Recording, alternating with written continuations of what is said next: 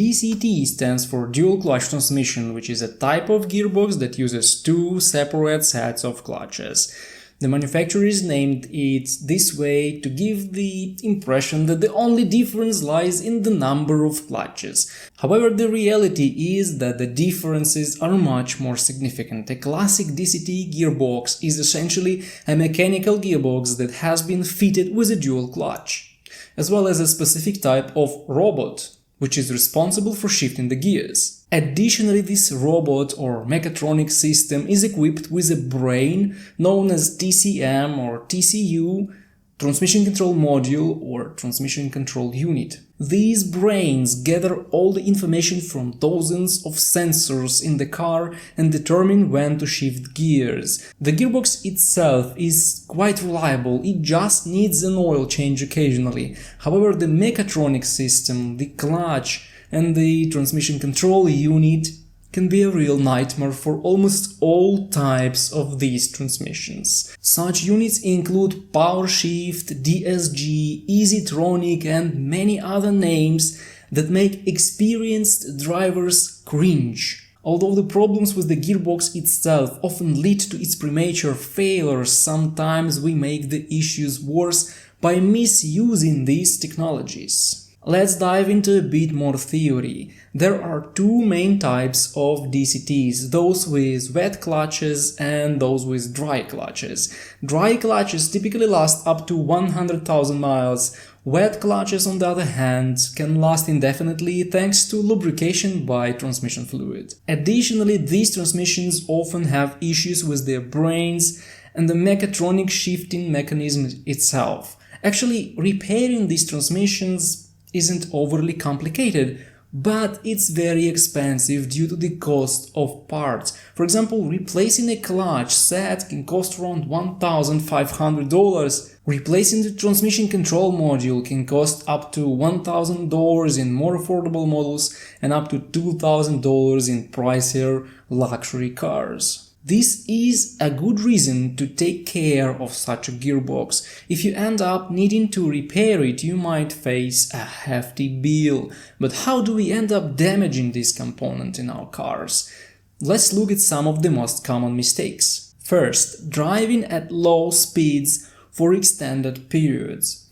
If you often find yourself in traffic jams, a DCT is unlikely to last very long. In stop-and-go traffic, the gearbox will constantly shift between first and second gears.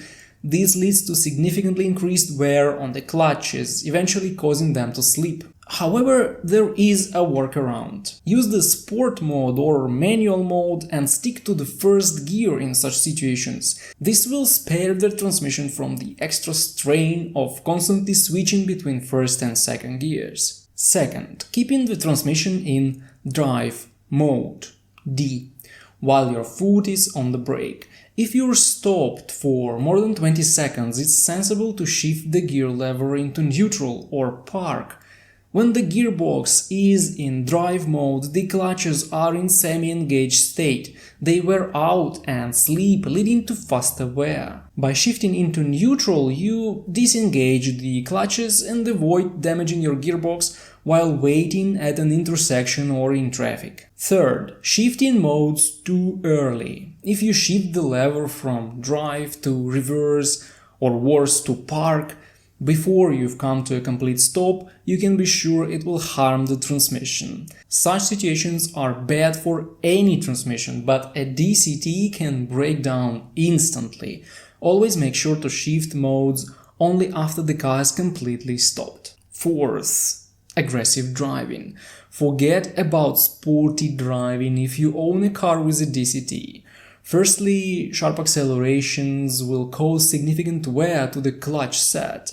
Secondly, the brain of your transmission will start making quick decisions and adjusting shifts to your driving style. This leads to numerous unnecessary gear shifts, jerky movements of the car, and further wear on the clutch set. Fifth, improper maintenance. Change the fluid in your transmission strictly according to the manufacturer's recommended intervals or even sooner. This is a standard recommendation from mechanics and one of the most common reasons for DCT transmission failures in the USA. Also, don't skimp on the quality of transmission fluid and always opt for OEM materials. 6. Active driving right after starting the engine in the morning. Every mechanism in your car needs to warm up. While you might warm up the engine for at least 30 seconds, the transmission goes to work as soon as you start driving.